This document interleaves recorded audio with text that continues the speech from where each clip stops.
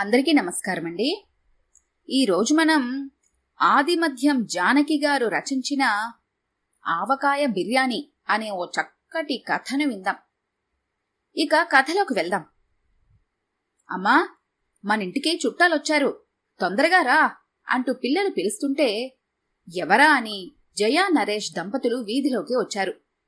ఆ వచ్చిన వారిని ఆహ్వానించి స్వాగత మర్యాదలు చేసాగారు. రామారావు నరేష్ తండ్రి రంగారావుకు కొంచెం దూరపు బంధువు, తమ్ముడి వరస. ఆయన భార్య పద్మావతి, కొడుకు వెంకట్, కోడలు పూజ, మనవడు కార్తిక్, మనవరాలు నిత్య. మొత్తం 6 నరేష్ తండ్రి రంగారావు ఇంట్లో ఓ 3 రోజులుండి అక్కడి నుండి ఇక్కడికొచ్చారు. ఈ రోజుల్లో ఇంతమందికి అతిథి మర్యాదలు చేయడమంటే ఓ మధ్యతరగతి కుటుంబానికి పెను భారమే. ఇది కలికాలం, ఆకలికాలం. అయినా ధరల సూచి చూస్తే సగం ఆకలి చచ్చిపోతుంది. కల్తీల వల్ల ఆరోగ్యం చెడిపోతుంది. వైద్యం చేయించుకోలేక ప్రాణం చెదిరిపోతుంది. వచ్చిన రామారావు గారి కుటుంబం పెద్దలు కాఫీలు, పిల్లలు పాలు తాగటాలు అయ్యాక స్నానాలు చేసి టిఫిన్స్ తిని మరోసారి కాఫీలు పూర్తి చేసి రిలాక్స్డ్గా కూర్చున్నారు.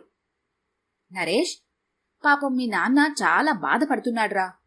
ఆరోగ్యం కూడా బావుంటం లేనట్టుంది. ఏంటన్నయ్యా ఇలాగా అంటే? ఏం పర్వాలేదురా తమ్ముడు, నాకేమిటి అన్నాడు. కాస్త నువ్వు కనిపెట్టి ఉండాలిరా అంటూ రామారావు అన్నయ్య రంగారావు మీద సానుభూతి వెలిబుచ్చాడు. అవునమ్మా జయ, మీ అత్తయ్య గారు కూడా ఆ పల్లెటూరులో ఎందుకమ్మా? కొడుకు కోడలున్నారు, లక్షణంగా వారి దగ్గరికి పోకూడదా అంటే ఆవిడ అలానే నవ్వేస్తుంది. మా కాలు చెయ్యి బాగున్నంతకాలం ఇంకొకరికి భారం ఎందుకమ్మా అంటుంది. ఈ మధ్య కాళ్ళ నొప్పులు ఉంటున్నాయంట అంటూ భర్త మాటలకు మద్దతుగా పలికింది. వాళ్ల మాటలకు అడ్డొస్తూ, బామ్మా, ఈ అంకుల్ వాళ్ళు బీచ్కి తీసుకెళ్తారు అన్నావు, ఇంకెప్పుడు బామ్మా అంటూ వాళ్ల మనవడు కార్తీక్ వాళ్ళని పీడించసాగాడు. నరేష్ జయను ఏదో పనున్నట్లుగా పక్కకు పిలిచి, చూడు జయ, వాళ్లు రాక వచ్చారు. కాస్తంత అతిథి మర్యాదలు జాగ్రత్తగా చెయ్యి. వాళ్లు నెలకు కనీసం 2 బంధువుల ఇళ్లనైనా చుట్టుపెడుతూ ఉంటారు. ఎక్కడైనా మన మర్యాదల గురించంటే బాగోదు. ఏమంటావ్ అన్నాడు చిన్నగా. అవునండి, మరీ రేషన్ బియ్యం వండి పెడితే బాగోదు. మనమంటే ఎలానో తింటున్నాము. కాస్తంత ఖరీదైన బియ్యం, కూరలు, పాలు, పెరుగు అవి తీసుకురండి. మన కిరాణా సురేష్ దగ్గర ఖాతాలో రాయించి తెండి, సరేనా? కాస్తంత రహస్యంగా అంది జయ. జయ అందించిన బ్యాగు తీసుకుని బజారుకు వెళ్లాడు నరేష్. ఈ లోపి వెళ్ల ఇంటికి దగ్గరలోనే ఉన్న గణపతి దేవాలయానికి అందరూ బయలుదేరారు. అక్కడ ఆ దేవాలయం గొప్పతనాన్ని గురించి, వినాయకుడి మహిమ గురించి పూజారిని ఇంటర్వ్యూ చేసి అన్ని విషయాలు విశేషంగా తెలుసుకున్నారు. తీర్థం ప్రసాదం తీసుకుని తిరిగి ఇంటికి చేరారు. నరేష్ తన జీతం నుండి ప్రతి నెలా సొంత ఊళ్ళో ఉండే తల్లిదండ్రులకు ఖర్చుల నిమిత్తం 5,000 పంపాలి. ఇంక వారికి మిగిలే 20,000తో పిల్లల చదువులు, ఇంటి అద్దె, పాలు, పెరుగు వగైరా వగైరా ఇవన్నీ గడపాలి. ఈ రోజుల్లో ఇది ఎంత కష్టమైన పనో ఎవరికి తెలీదు. అతిథులు ఇంటికొచ్చేసరికి జయ చక్కగా భోజనాలు సిద్ధం చేసింది. మనస్ఫూర్తిగా వండి వడ్డించిన భోజనం వారికి ఎంతో నచ్చింది. వండిన అన్ని పదార్థాలను వాళ్లు చక్కగా ఆరగించి, ఏమైనా గాని జయ, మంచి భోజనం పెట్టావు అంటూ సంతోషంగా మెచ్చుకున్నారు. మధ్యాహ్నం 2 గంటల నుండి 4 గంటల వరకు హాయిగా నిద్రపోయారు. 4 గంటలకు పద్మావతి, నాన్నా లేవండిరా, బీచ్కి వెళదాము. బీచ్కి తీసుకెళ్లకపోతే మళ్లీ గోల చేస్తారు. సమయం దాటిపోతే చీకటి పడిపోయి సముద్రం కనపడదు కదా. లేవండి, త్వరగా బయలుదేరదాం అంటూ మనవడిని మనవరాల్ని లేపారు. అందరూ హాయిగా తయారవుతూ ఉంటే నరేష్ కూతురు కొడుకు అమ్మానాన్నల వంక చూడసాగారు. బీచ్కి వాళ్లు ఎక్కువగా తీసుకెళ్లరు. ఎప్పుడైనా నలుగురు వెడితే కనీసం 500 ఖర్చవుతాయి. అది వాళ్లకి పెద్ద బడ్జెట్ మరి. అందుకని వారి ముఖాలు చూడలేక, మీరు కూడా తయారవ్వండి, అందరం వెళ్దాం అంటూ తమ పిల్లలకు అనుమతినిచ్చారు. నరేష్ కొడుకు కూతురు హుషారుగా తయారయ్యారు. ఇంటికి బంధువులొచ్చినందుకు వాళ్లు ఎంతగానో సంతోషంగా ఉన్నారు. కారణం ఏమిటంటే, బీరువాలో దాచి ఉంచిన ఖరీదైన ఏకైక జతలు ఇద్దరికీ వేసుకోవడానికి ఇస్తారు. కోడలు పూజ బీచ్కి రెడీ అవుతుంటే అత్తగారు పద్మావతి జయ దగ్గరకొచ్చి, చూడమ్మా, అది ఎంత బంగారం వేసుకుంటుందో. నాకు తెలియకుండా డబ్బులన్నీ పుట్టింటికి చేరేసి అక్కడ నుండి బంగారం తెచ్చుకొని పుట్టింటి వాళ్ళిచ్చారని ఫోజులు కొడుతుంది అంటూ నేరాలు చెప్పింది. ఇంతలో కోడలు రావటంతో అక్కడితో ఆపేసింది ఆవిడ. అత్తగారు చీర మార్చుకోవటానికి గదిలోకి వెళ్లగానే పూజ, అక్కయ్య, మా అత్తగారు ఏమిటో చెబుతోంది. ఏముందిలే, నేనేం చేస్తున్నా 190 అనుమానాలు. తన కొడుకు సమ్మంతా తినేస్తున్నానని ఏడుపు. అలాంటప్పుడు కొడుక్కి పెళ్ళెందుకు చేసిందిట? చేతులు తిప్పుతూ చిన్నగా చెప్పింది. ఇంతలో అత్తగారు వచ్చేసరికి, అత్తయ్యగారు, మీకు ఈ జరీ చీర ఎంతో బావుంది అంది నవ్వుతూ పూజ. సడన్ గా సంభాషణ తీరు మారేసరికి జయ అయోమయంగా చూసింది వాళ్ళిద్దరి వంక. నీక్కూడా పూజ, ఈ డిజైనర్ చీర ఎంత బావుందో అంటూ అత్తగారు కూడా నవ్వింది చిన్నగా. అంతమంది తయారయ్యేసరికి ఆలస్యం అయిపోయింది. అందుకని డైరెక్ట్ ఆటోలు 200 మాట్లాడుకుని బీచ్కి చేరుకున్నారు. బీచ్కి వెళ్లగానే వెంకట్ పూజ కొత్త దంపతుల్లా ఒకరి చేయి మరొకరు పట్టుకుని సముద్రపు టంచుల వెంట కబుర్లు చెప్పుకుంటూ ముందుకి నడుచుకుంటూ వెళ్లిపోయారు.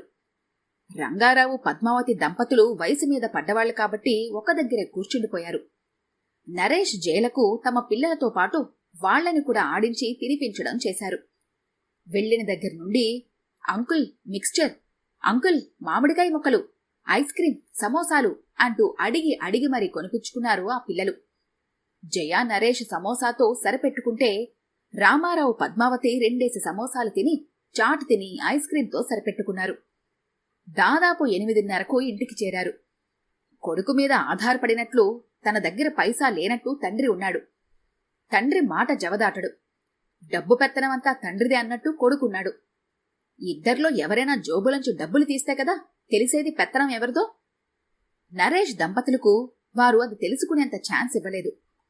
2వ రోజు కైలాసగిరి, 3వ రోజు సింహాచలం చూసి సాయంత్రం గోదావరి రిజర్వేషన్ అయిపోయిందని, ఇంకా చూడాల్సినవి జయ వంటలు ఇంకా రుచి చూడాల్సినవి ఉన్నాయని, మరోసారి వస్తామని అన్నారు వాళ్లు. ఆ రోజే ప్రయాణం కాబట్టి రామారావు గారి మనవలు, ఆంటీ బిర్యానీ చేయరా, మాకు చాలా ఇష్టం అని ఆశగా అడిగారు. అది విన్న తల్లి పూజ మొహమాటానికి, నేనింటికి వెళ్ళాక చేస్తాలేండి, ఆంటీని ఇబ్బంది పెట్టకండి అంది కసురుకున్నట్లుగా. మొన్న చేశావుగా, ఛీ యాక్, ఏం బాగలేదు, నీకు రాదు చేయడం అంటూ తల్లిని విదిలించేశారు. దాంతో పూజ మొహం మార్చుకుని పక్కకు పోయి సూట్ కేస్ సర్దుకోసాగింది. వంటింట్లో ఒక్కతే యుద్ధం చేసేదానిలా అలసిపోయి అందరికీ అన్నీ తయారు చేసింది. పెద్దవాళ్లు మసాలాలు వద్దన్నారు. వారికి గోధుమలకు ఉప్మా చేసి ప్యాక్ చేసింది. అసలే పనితో కొట్టుకుంటుండగా రామారావు గారు జయని పిలిచి, అమ్మాయి, కొంచెం ఆవకాయ ఉంటే సీసాలో పెట్టి ఇయ్యమ్మా, నాకది చాలా నచ్చింది అన్నాడు. నోరు తెరిచి పెద్దాయన అడిగారు. అయ్యో అలానే మామయ్య గారు, ఇస్తాను అంటూ ఓ సీసా చూసి ఆవకాయ జాగ్రత్తగా ప్యాక్ చేసింది. ఫుడ్ ఐటమ్స్ అన్నీ ఒక బ్యాగ్లో పెట్టి పూజ చేతికిచ్చింది. తరువాత వారిద్దరికీ బొట్టు పెట్టి వాయిదాల పద్ధతి మీద వారు చూడకుండా తెచ్చిన చీరలు ఇద్దరికీ పెట్టింది జయ. నరేష్ ఆటోలు తీసుకొస్తే అందరూ స్టేషన్కు బయలుదేరారు. వాళ్లని అలా సాగనంపి ఇంట్లోకొచ్చేసరికి పిల్లలిద్దరూ, అమ్మా చూడమ్మా, నా కొత్త పెన్ను వాళ్ల కార్తీక్ ఎలా పాడు చేశాడో అని ఒకరు, నాన్నా మన రిమోటు విరిగిపోయింది, వాళ్ల నిత్య ఇందాక కింద పడేసింది అంటూ ఇంకొకరు కంప్లైంట్ చేశారు. ఏమండి, 3 రోజుల నుండి పని వల్ల ఏంటో గాని ఒకటే నడుం లాగేస్తోందండి. ఏవైనా టాబ్లెట్స్ వేసుకుంటే గాని రేపు మీకు క్యారేజీలు ఇవ్వలేను. 3 రోజుల బట్టలు ఉతకాల్సినవి అలానే ఉన్నాయి అంది దీనంగా.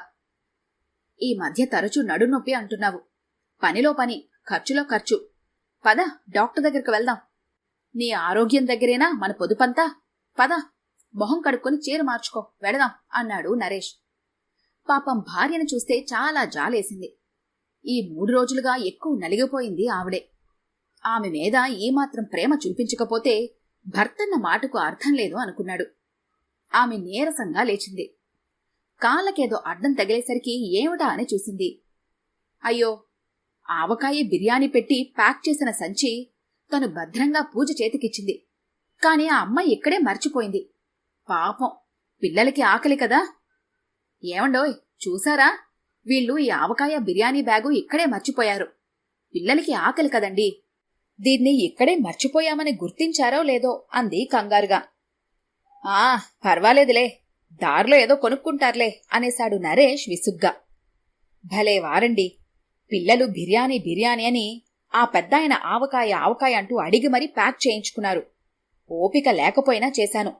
త్వరగా పదండి, స్టేషన్కి వెళ్ళి ఇచ్చొద్దాము, ఇంకా టైం ఉంది కదా అంటూ భర్తని తొందరపెట్టింది జయ. పిల్లలిద్దరినీ జాగ్రత్తగా ఉండమని, అటు నుండి అలా డాక్టర్ దగ్గరకు వెళ్ళొస్తామని చెప్పి బయలుదేరారు ఇద్దరు. స్టేషన్కు చేరేసరికి ఇంకా 10 నిమిషాల్లో ట్రైన్ బయలుదేరుతుందని తెలిసి ప్లాట్ఫామ్ టిక్కెట్ కొనుక్కొని వాళ్ల బోగీలోకి ఎక్కారు. వాళ్లు కూర్చున్న సీటు దగ్గరకు వెళ్లబోతుండగా వాళ్లు మాట్లాడుకుంటున్న మాటల్లో జయ అంటూ వినబడేసరికి నరేష్ తన వెనకొస్తున్న జయను ఆగమని సైగ చేశాడు. చూశారా, ఆ పల్లెటూరులో అమ్మా నాన్నల్ని వాళ్ల కర్మకి వాళ్ళను వదిలేసి ఇక్కడ వీళ్లు హాయిగా గడుపుతున్నారు. రూపాయి అయినా ఆ ముసలాలకి పంపుతున్నాడో లేదో. ఈ బీచ్లు, ఈ షికార్లు ఆ పల్లెటూరులో ఎక్కడుంటాయి మరి అంటోంది పద్మావతి.